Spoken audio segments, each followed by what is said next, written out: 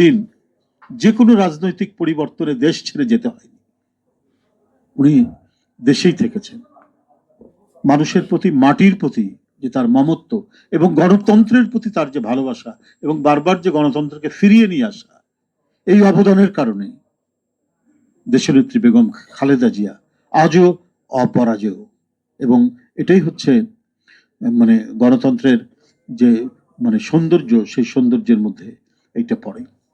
তো আমরা এখন মানে না, হ্যাঁ, এখন আমাদেরকে, আমরা এখনো পূর্ণাঙ্গ গণতন্ত্র প্রতিষ্ঠা করা এবং প্রতিষ্ঠা করতে পারিনি এই জন্যই যে আমরা এটাকে যে ধারাবাহিকতাটা যে রক্ষা করা, সেটা আমরা করতে পারিনি স্বাধীনতার পর থেকে বা আগে থেকে।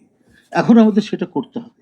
এখন যদি কোনো ত্রুটি বিচ্যুতি হয়, তাহলে কিন্তু এই দেশ আর মানে আমরা এমন একটা পরিস্থিতির মধ্যে পড়বো, আমাদের সার্বভৌমত্বই সংকটের মধ্যে পড়বে, স্বাধীনতায় সংকটের মধ্যে পড়বে, যদি আমরা আমাদের শাসন নিশ্চিত করতে না পারি। এই দেশ কিভাবে চলবে সেই শাসন নিশ্চিত করবে জনগণ, সেটা নির্বাচনের মাধ্যমে জনগণই ঠিক করবে যে তার প্রতিনিধি কি হবে, এবং সেই নির্বাচনটা হতে হবে অবাধ এবং সুষ্ঠু নির্বাচন। ওটা না হলে পরে আপনার গণতন্ত্র কখনোই শক্তিশালী হবে না। না, গণতন্ত্রের নানা তত্ত্ব দিয়েছেন বিভিন্ন রাষ্ট্রবিজ্ঞানীরা, যাই দিক, গণতন্ত্রে যেমন আলাপ আলোচনা আছে, আমি কথা বলবো, আমার কথার কাউন্টার করার অধিকার আছে, এটা এটা হচ্ছে গণতন্ত্রের একটা নিয়ম, নর্মস।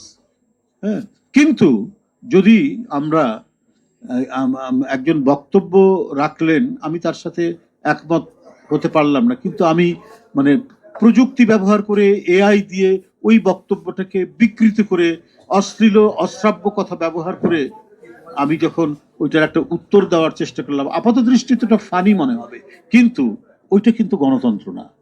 ওইটা হবে মত প্রকাশের স্বাধীনতার উপর আরেকটা আক্রমণ। উনি যে কথাটা বললেন, সেই কথার আমার একটা উপযুক্ত ভাষা দিয়ে যদি উত্তর দিতে পারি, এটা হচ্ছে একটা গণতন্ত্রের চর্চার অংশ।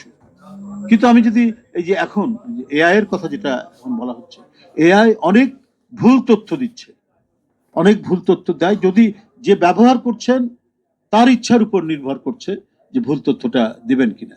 এমনি হয়তো অন্যান্য জ্ঞান বিজ্ঞানের বসে হয়তো অনেক কিছু করছেন, কিন্তু সমাজ রাজনীতিতে প্রতিপক্ষকে ঘায়েল করার জন্য এআই ব্যবহার করা যায়। তো একটি সম্মেলন হচ্ছে, সেখানে দেখছি যে বক্তারা এই বিষয়ে মানে কথা বলছেন, এই মানে আপনার বঙ্গোপসাগরীয় অঞ্চলের উপরে কি একটা সম্মেলন চলছে বাংলাদেশে, সেখানে কথা বলেছেন, আমার ওটা ভালো লেগেছে কথাটা। তো সেটা হতে পারে।